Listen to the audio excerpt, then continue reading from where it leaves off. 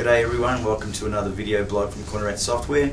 Today we're going to talk about research and how we put vehicle and weapon systems into production for the development team.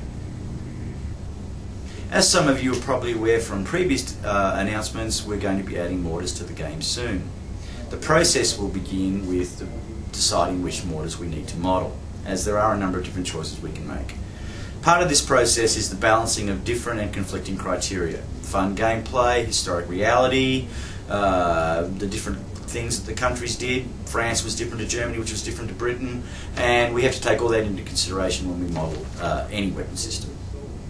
We also try to take into account player ideas about what would be a good choice. That's an interesting sideshow of its own sometimes, but all these things fall into the melding pot, and that's how we go about the beginning of our decision-making process.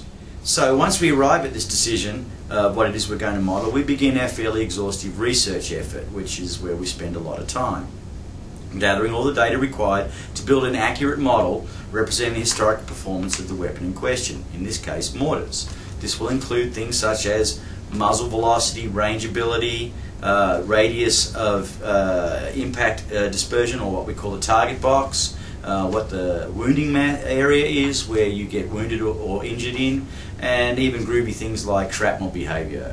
If you go prone, for instance, it lowers your chance of death or injury within the wounding box. We do tend to take weapons modelling very seriously here, things like performance data and so forth, because the heart of the game is a simulation. We're simulating weapons performance, and that's what you build a war game on. We have to keep the game fun, and that's really important, but there's a reason why we focus all this attention on the simulation platform that we build it on.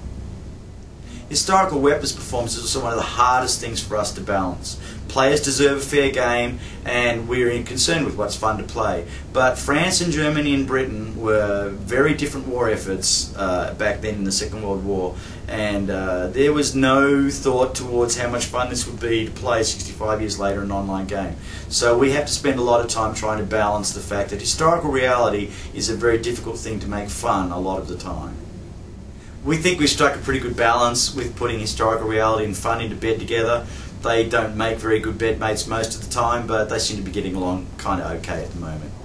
And I guess I hope that gives you a little insight into the mindset we use here to choose, develop and arrive at how we make the weapon systems for the game. Next week we'll be taking a little peek in the coding department and how they go about putting weapon systems into the game from a code point of view. And see you later.